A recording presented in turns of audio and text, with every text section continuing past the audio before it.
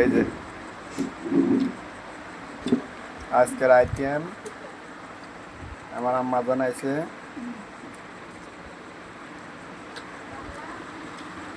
বেগুন ভাজি, মাছ ভাজি, শসার সালাদ, গরুর মাংস, মাছ, মুরগির মাংস, খিচুড়ি।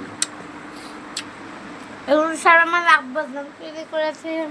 হ্যাঁ, আজকে অফিস থেকে আইসা এগুলা করলাম আমার মায়ের লেগে। দেখুন দেখুন শসা। তুমি তো রোজা খোলার রোজ আজান দেওয়ার আগে রোজা খুলতেছো। হ্যাঁ, এগুলা কেটা খাইব? তুমি খাইবা? আম্মু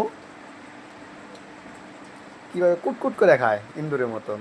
হ্যাঁ, এই আবার আঙ্গুর খেতেছে।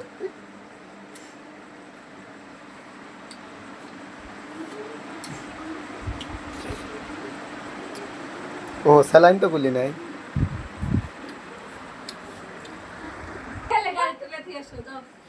কাল তোমার বাপে ফোন দিয়ে চান্দা গুনে আসবে পাও, এ তো আমাকে শেষ করে দিবে একবার।